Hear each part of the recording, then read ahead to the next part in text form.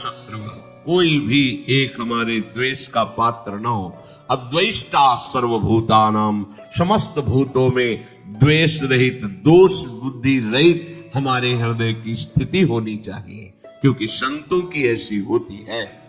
शांताः, किसी भी परिस्थिति में कोई तुम्हें अशांत न कर पावे, ना अंदर की वृत्ति ना बाहर का व्यक्ति। ऐसी शांति तभी मिलेगी जब चित्त प्रियाजू के चरणों के चिंतन में होगा, उनके नाम के चिंतन में होगा, क्योंकि भगवत प्रेमी महात्मा शांत रहते हैं। शांताः साधवा साधुभूषण, ऐसे जो सरल स्वभाव के संत जन होते हैं वो मुझ में सुदृढ़ प्रेम वाले होते हैं। मयि अनन्येन भावेन भक्तिम कुर्वन्ति ये दृढ़ाम, मत कृते त्यक्त कर्माणस्त्यक्त स्वजन बांधवाः। वो मेरे में अनन्य भक्ति करते हैं। कौन? जो तितिक्षवः कारुणिकाः सुहृदा सर्वदेहिनाम अजात शत्रवः शांताः साधवः साधुभूषणाः। आप राग द्वेष में विचरेंगे, निंदा स्तुति करेंगे, मान अपमान में सुखी दुखी होंगे, तो अनन्य भक्ति कब धारण करेंगे? अपने को केवल लक्ष्य पर दृष्टि रखनी है। वही सच्चा निशानेबाज है जो केवल लक्ष्य पर दृष्टि रखता है। द्रोणाचार्य जी ने कौरवों पांडवों को धनुर्विद्या की शिक्षा दी। परीक्षा के लिए एक वृक्ष में चिड़िया टांगी और कहा इसकी आंख पर निशाना लगाना है। जो धनुष उठाता और तीर संधान करता, पूछते क्या दिखाई दे रहा है? बोले वृक्ष, डाल, चिड़िया। बोले रख दो धनुष। साफ। युधिष्ठिर जी से भी पूछा तो उन्होंने कहा चिड़िया दिखाई दे रही है, फिर आंख दिखाई, रख दो। अर्जुन से कहा क्या दिखाई दे रहा है? बोले गुरुदेव केवल आंख। बोले वेद दे। बस लक्ष्य दिखाई देना चाहिए, तो कुछ भी आपको, कोई भी आपको, कहीं भी आपको परास्त नहीं कर सकता। लक्ष्य श्यामा श्याम, श्यामा श्याम का स्मरण कोई परास्त नहीं कर सकता। लक्ष्य रहित होकर घूमोगे तो सब तुम्हें व्यथित कर देंगे। काम क्रोध लोभ मोह मद मत्सर, ये सब हृदय में ही ये प्रहार करते हैं। बाहर का प्रहार तो कोई भी सह सकता है, लेकिन हृदय के प्रहार को बड़े बड़े वीर नहीं सह पाते। साधक हृदय के प्रहार को सहता है, इसलिए उससे बड़ा कोई वीर नहीं होता। सबसे बड़ा सुभट साधु होता है जो काम क्रोध आदि के वार को हंसते हुए सहकर भगवान की तरफ बढ़ता है। जो विश्व में विश्व विजेता धनुर्विद्या के प्रकांड ज्ञानी, युद्ध क्षेत्र में सदैव विजय प्राप्त करने वाले रहे, वो भी घुटने टेक दिए काम क्रोध के आगे। लेकिन साधु अहंकार रहित होकर पूरे जीवन इनसे युद्ध करता हुआ आगे बढ़ जाता है। इसीलिए सा जयति जयति जग उच्चरे, पूरा संसार ब्रह्मा जी तक उसे नमस्कार करते हैं। ये विजय तभी हो सकती जब लक्ष्य चिंतन में रहे। श्यामा श्याम मयि अनन्येन भावेन भक्तिम कुर्वन्ति दृढ़ाम, अनन्य भाव अपने प्यारी जू के चरणों में। दृढ़ाम, कोई भी परिस्थिति या कोई भी प्रलोभन हमें हमारी श्री जी से हटा ना सके, इसे दृढ़ाम कहते हैं। दृढ़, प्राण ही तो जाएंगे, बहुत बार गए हैं, बहुत बार मरा हूं, अब एक बार श्री जी के लिए प्राण समर्पित करता हूं। चाहे जितना भयानक कष्ट दिया जाए, अपनी प्यारी जो से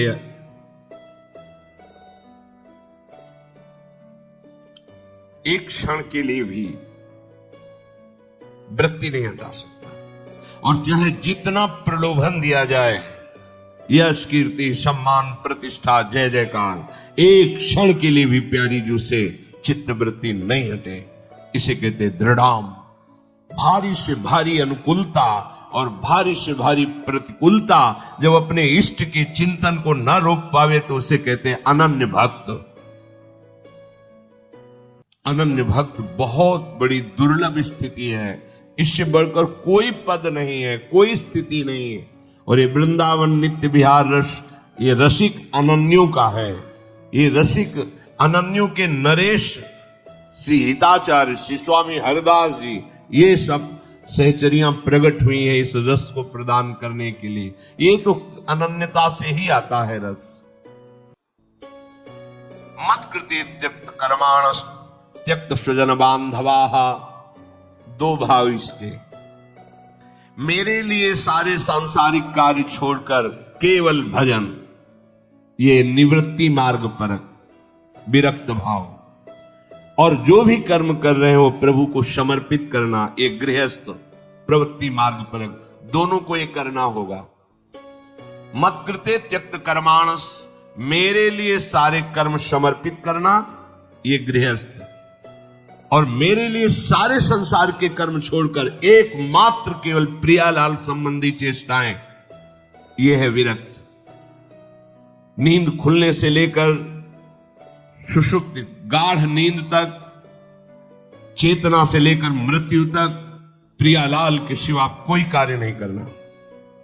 अपने शरीर के पोषण का भी कार्य नहीं करना। हमारे शरीर का भरण पोषण प्रियालाल से होगा। हमें जगने से लेकर सोने तक, जीने से लेकर मरने तक केवल प्रियालाल के ही संबंध के कार्य करने, अन्यथा नहीं। ना अपने तन ढकने के लिए, ना अपने शरीर पोषण के लिए, ना अपनी शरीर व्यवस्था के लिए। ये आराध्य देव का भार है। वो देखेंगे क्या पहनाना है, कैसे बैठालना है, कहां रखना है, कैसे चलाना है, इसकी चिंता नहीं। पोषण भरण न चिंत कराही, श्री हरिवंश विभव विलसाई, श्री वृंदावन की माधुरी। और गृहस्थ में धर्मयुक्त कार्य करते हुए वो कार्य प्रभु को समर्पित करना।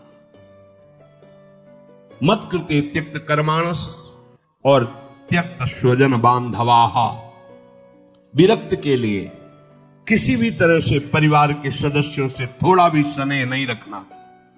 अगर है तो केवल प्रियालाल के लिए है, प्रियालाल के संबंध के लिए है, प्रियालाल की प्रसन्नता के लिए है। हम घर में रहते हैं, पत्नी पुत्र परिवार आदि के लिए व्यापार नौकरी करते हैं, उनको सुख पहुंचाते हैं। इसका फल हो कि प्रियालाल प्रसन्न हो जाए, क्योंकि हमें ड्यूटी दी, हमें सेवा दी कि इतने परिवार का पोषण तुम करो, पर वो हम कर रहे हैं प्रियालाल के लिए, हो गया। विरक्त किसी भी तरह से अपने शरीर संबंध की वासना का पोषण न होने दें। प्रियालाल के संबंध से सब हमारे प्यारे, प्रियालाल का संबंधी नहीं तो अंजन कहा आंख जी फूटे, बहुतक कहो कहा लो, नहीं नहीं कोई हमारा नहीं। भगवान कह रहे मेरे लिए अपने स्वजन संबंधियों का त्याग कर दिया। त्यक्त स्वजन बांधवाः, गोपीजनों से प्रभु द्रवित होकर के कह रहे हैं, जो बड़े बड़े योगी जन जिन बेड़ियों को नहीं तोड़ पाते, उन स्नेह की बेड़ियों को तोड़कर तुमने हमसे प्रेम किया, इसलिए मैं तुम्हारा जन्म जन्म ऋणी। भगवान कह रहे मैं ऋणी तुम्हारा। केवल प्रभु से प्रेम करने के कारण ही हनुमान जी महाराज से भगवान श्री राम कह रहे हैं, प्रति उपकार करो का तोरा, सन्मुख हो न सकत मन मोरा। ऐ वत्स, तुमने जो समर्पण करके हमारे प्रति अनन्य भाव प्रकट किया है, इसके बदले में मैं तुम्हें क्या दे सकता हूं? सब कुछ के कारण मेरा मन सन्मुख नहीं हो रहा। प्रभु कह रहे तुम संतात उरिन मैं नाही। ओहो, अखिल लोकों का दाता बोल रहा है, तुम संतात उरिन। ये अनन्य भक्त के लिए शब्द है, दूसरों के लिए नहीं। भगवान जब अहेतुकी कृपा करते हैं तब ऐसी भक्ति जागृत होती है, भक्तों के संग के प्रभाव। त्यक्त स्वजन बांधवाः, ये ना तुम्हारे थे न है न रहेंगे। श्रुत बनितादि जान स्वार्थ रत ना करुणे सभीते, अंत तो ही तजेंगे पामर तू न तज। तुझे समझ में नहीं आ रहा। अरे जिंदगी में लाखों का मेला जुड़ा, हंसा जब जब उड़ा तो अकेला उड़ा, कोई तेरे साथ नहीं होगा। तेरा सच्चा साथी हरि तेरे साथ होगा, पर उस साथी से तो तुमने कभी प्यार ही नहीं किया, कभी उसको सुमिरन ही नहीं किया। तो फिर भोगना पड़ेगा। बहुत बड़ा प्रपंच है ये माया का। त्यक्त स्वजन बांधवा, चाहे गृहस्थ में हो चाहे विरक्त में हो। गृहस्थ में हो तो वो प्रभु के जन है, उनकी सेवा का फल प्रभु की प्रसन्नता। विरक्त में हो बिल्कुल किसी तरह से कोई संबंध नहीं, केवल प्रियालाल के संबंध से ही संबंध है। नाते नेह राम के मनियत, सुहद सुसेव्य जहानो। मदाश्रय, केवल मेरे आश्रित रहे। ये बहुत बढ़िया मीठी आखिरी बात। ये जीवन की साधना का फल, ये शब्द मदाश्रय इतना मीठा है, इतना शांति है, इतना आनंद है। बस इसी को समझ नहीं पा रहे तो परेशान हो रहे हैं। हमारा मन नहीं लगता, हमसे ये नहीं होता, हमसे वो नहीं होता। तुम्ही से तो ना, तो तुम छोड़ो अपने को। मदाश्रय, ऐसे हो जाओ प्रभु के आश्रित। पता नहीं कल्याण हो कि ना हो, जो हो रहा है वो भी छूट जाएगा, पता नहीं कौन सी गति हो। तो संशयात्मा विनश्यति, इस पर शास्त्र सब कुछ वर्णन करते। तुम्हें प्रभु पे भरोसा नहीं है, प्रभु का आश्रय ये पूरे जीवन में इसी ने चलाया है, मदाश्रया ने इसी ने पोषण किया है, और यही हमें बेपरवाह रखा है ना प्रभु। मदाश्रया, प्रभु का कोई साथी नहीं है, कोई साथी नहीं। एकमात्र श्री हरि, एकमात्र प्रियाजन। आश्रय, ये बहुत अमृत शब्द है, समझ में केवल आ जाए। अभी इसी क्षण बिना साधना के मुक्त हो, अगर ये बात समझ में आ जाए। पर अभी तो समझ में आ सकती कुछ मिनट के लिए, क्योंकि यहाँ का वायुमंडल है मदाश्रया का। तो अभी सब पर गेट के बाहर निकलते ही हवा बदलेगी तो विचार बदल जाएंगे। मदाश्रया, ये गुरु कृपा से आई हुई भारी विपत्ति, प्रतिकूलता, असाध्य रोग, अपमान, निंदा, ये सहयोगी होते हैं मदाश्रया के लिए। ये मदाश्रया में बहुत सहयोगी होते हैं, और इनको कौन चाहता है, इसलिए मदाश्रया नहीं हो पाता। वो हम के आश्रित रहता है, साधना का आश्रय ले सकता है, क्रियाओं का आश्रय ले सकता है, व्यक्ति का आश्रय ले सकता है, लेकिन मदाश्रया भगवद आश्रित। और भगवद आश्रित बहुत बेपरवाह और ऐसी वस्तु मिलती है जो किसी साधना से नहीं मिलती। पर ये हृदय का विषय होता है, वाणी का नहीं होता।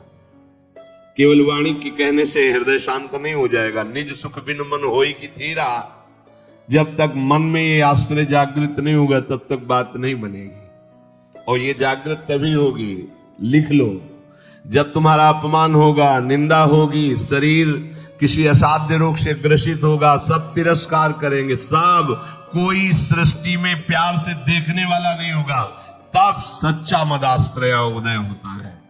प्रभु आपके सिवा वो हृदय की जो धारा प्रभु की तरफ बही निहाल कर देते हैं। तो एक कदम मेरी तरफ चल के तो देख, पूरी सृष्टि न झुका दूं तो कहना, भगवान के वचन। एक कदम तो चल के देख मेरी तरफ। ये अंदर की बात है, बाहर से आप कहोगे तो हम 500 किलोमीटर से आए, एक कदम की क्या बात है। बाहर से दौड़ने वाला कोई वीर नहीं कहा जाता। अंदर तो आप वहीं बैठे हुए हो, शरीर में, उस शरीर संबंधियों में, शरीर भोगों में, एक कदम कहां चले। अंदर की बात है ये आपको। ये मदाश्रया अंतिम सांस तक हो जाए तो परम पदवी मिल जाएगी। बहुत बार बता चुके, फिर समझ लीजिए। द्रौपदी जी महान भक्ता है, भगवान से मिलती हैं, बात करती है, पर ये विपत्ति, ये दुख, ये असाध्य रोग, ये अपमान, ये निंदा, ये मदाश्रया को जागृत करता है, दूसरा नहीं, दूसरा नहीं। अभी तक पूर्ण मदाश्रया द्रौपदी जी नहीं थी, क्योंकि जब कर्ण और दुर्योधन के आदेश से दुशासन महल में प्रवेश करता है और बाल पकड़ करके अपवित्र दशा में उनको घसीटते हुए सभा में लाता है, तब एक बार भी नहीं बोली हाँ श्री कृष्ण। क्यों? अंदर आश्रय है। ऐसे महावीर हैं कि अगर भीम गदा उठा ले तो त्रिभुवन में सामने उनके टिकने वाला वीर नहीं है। अर्जुन अगर गांडीव चढ़ा ले तो किसी को भी ललकार सकते हैं, भगवत शक्ति से संपन्न है। अगर युधिष्ठिर जी भाला उठा ले तो सामने कोई महावीर भी टिकने वाला नहीं है। मेरे 5 पति हैं और सभा में परम धर्मात्मा भीष्म जी विराजमान है, जो महात्मा है। क्या उनके होते हुए ऐसा हो सकता है? द्रोणाचार्य जी हैं, कृपाचार्य जी हैं, बड़े बड़े वीर बैठे हुए। एक बार भी नहीं है कि मेरे श्री कृष्ण हैं। पढ़ के देख लो, व्यास भगवान द्वारा रचित महाभारत, उसका स्वाध्याय किया है पूर्व में। एक बार भी नहीं आया कि मेरा परम प्यारा मित्र श्री कृष्ण है ना, वो बचा लेगा। अगर ऐसा आता तो दुशासन केस में हाथ ही नहीं रख सकता था। विश्वास कीजिए, महल में ही केस नहीं पकड़ सकता था द्रौपदी के। गई सभा में बड़ा उपहास कर रहा है, कर्ण और दुर्योधन गंदे शब्दों से बोल रहा है। नहीं बोलना चाहिए ऐसी धर्मात्माओं की सभा में। ऐसी महान देवी को ऐसे शब्द नहीं बोलने चाहिए, बड़े अपवित्र शब्द बोले। तब उनकी दृष्टि गई तो 5 पति सर झुकाए बैठे हैं, कोई देख भी नहीं रहा। कृपाचार्य द्रोणाचार्य सदगुरु हैं, पिता की तरह है, कोई नहीं बोल रहा। भीष्म जी की तरफ देखा और कहा, मैं केवल इतना पूछना चाहती हूं कि क्या केवल महाराज युधिष्ठिर को अधिकार है मुझे हारने का? क्या यह धर्म है? अगर है तो आप केवल बोल दीजिए, मैं सब कुछ सह जाऊंगी। अगर धर्म नहीं तो मैं समर्थ हूं, हर एक को दंड देने में समर्थ हूं। कान में लग करके गांधारी जी ने बाद में कहा था धृतराष्ट्र से कि होश में हो जा, पूरी सभा को भस्म करने की सामर्थ्य द्रौपदी रखती है, क्योंकि वो महान देवी कोई साधारण मां के गर्भ से पैदा हुई नहीं, यज्ञ से प्रकट हुई है। कहां कोई बात सुनने वाला? खींच रहा है दुशासन, 10,000 हाथियों का बल रखता है। द्रौपदी जी हाथ से पकड़े हुए साड़ी, थक गई। सोचा आप क्या, अभी मदाश्रया नहीं जागृत हुआ, एक बार भी कृष्ण याद नहीं आए, दांत से पकड़ लिया। अब लगा कि अब की बार के झटके में दांत से भी छूट जाएगी।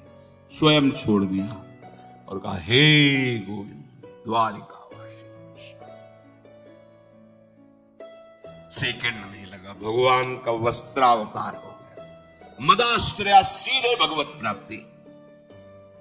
कोई भी कहीं भी कैसे भी मदाश्रया के लिए शर्त नहीं है कि आप किस जन्म, किस कुल में, किस क्या कुछ, कहीं भी हो, कोई भी हो, कैसे भी हो, भगवत प्राप्ति के लिए सिद्ध बात है भगवान का आश्रय। अब जीव आश्रय लेना भी नहीं जानता, इसीलिए सत्संग भगवान देते हैं, साधु महात्माओं का संग देते हैं, जिससे तुम्हारी बुद्धि पवित्र हो और तुम भगवान का आश्रय लो। जो संत जन होते हैं वो मदाश्रया भगवदाश्रय, ऐसे चमत्कार जीवन में प्रकट होते हैं जो भगवदाश्रित तपस्या और साधन, ये सब एक तरफ, ये बीच में ऐसे रकील खींचिए, एक तरफ मदाश्रय और एक तरफ जिस क्षण आश्रय लिया उसी क्षण से आपकी समानता करने वाला कोई नहीं रह गया।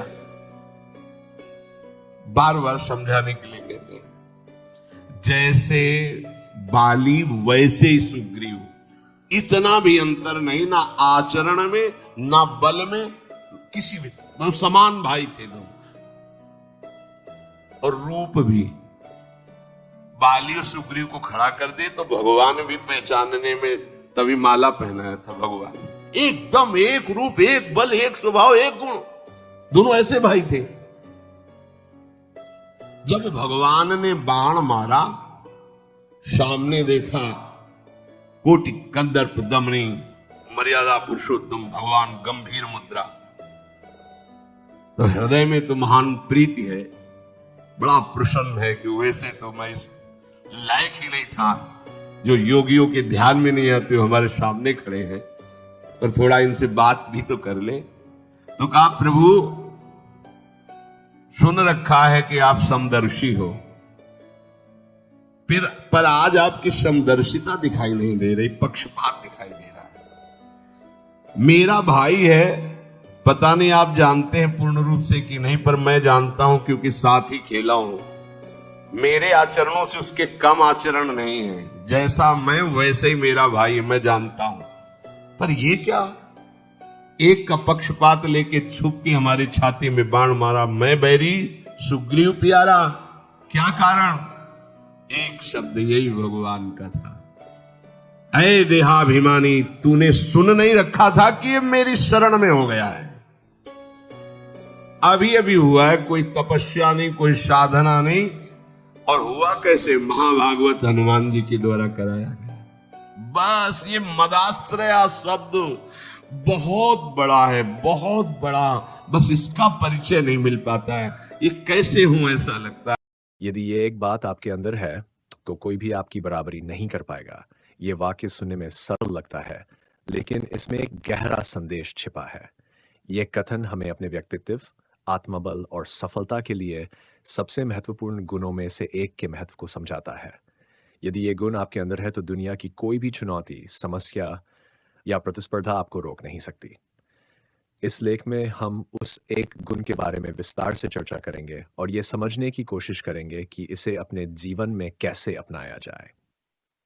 वह गुण है आत्मविश्वास।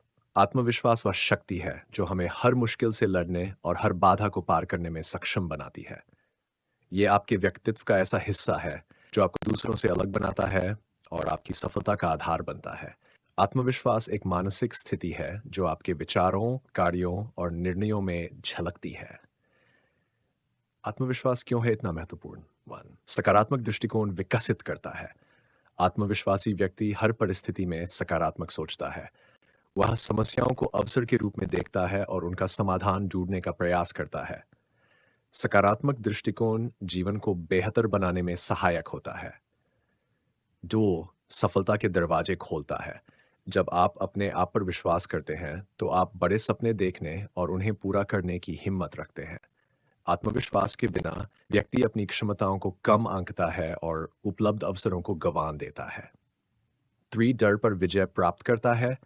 आत्मविश्वास भय और असफलता के डर को दूर करने में मदद करता है। जब आप अपने अंदर आत्मविश्वास महसूस करते हैं तो आप जोखिम लेने और नई चीजें आजमाने के लिए तैयार होते हैं। 4. व्यक्तित्व को प्रभावशाली बनाता है। आत्मविश्वासी व्यक्ति का व्यक्तित्व ऐसा होता है जो लोगों को प्रभावित करता है। ऐसे व्यक्ति का व्यवहार, बोलने का तरीका और निर्णय लेने की क्षमता दूसरों को प्रेरित करती है। आत्मविश्वास को कैसे विकसित करें? स्वयं को जानें। आत्मविश्वास विकसित करने के लिए सबसे पहले यह समझना जरूरी है कि आप कौन हैं। अपने गुणों, कमजोरियों और क्षमताओं का आकलन करें। जब आप अपनी खूबियों को पहचानेंगे तो आत्मविश्वास अपने आप बढ़ेगा। निरंतर सीखते रहें। ज्ञान और कौशल आत्मविश्वास का आधार होते हैं। नई चीजें सीखने और अपनी क्षमताओं को निखारने का प्रयास करें। शिक्षा और अनुभव से आत्मविश्वास में वृद्धि होती है। 3. नकारात्मकता से दूर रहें। नकारात्मक सोच और नकारात्मक लोगों से दूरी बनाएं। अपने आसपास ऐसे लोगों को रखें जो आपको प्रेरित करें और सकारात्मक ऊर्जा दें। 4. छोटे लक्ष्य निर्धारित करें। छोटे छोटे लक्ष्य निर्धारित करें और उन्हें पूरा करने का प्रयास करें। जब आप अपने छोटे लक्ष्य पूरे करेंगे तो आत्मविश्वास बढ़ता जाएगा और आप बड़े लक्ष्य हासिल करने के लिए तैयार होंगे। 5. स्वास्थ्य का ध्यान रखें। मानसिक और शारीरिक स्वास्थ्य का सीधा संबंध आत्मविश्वास से है।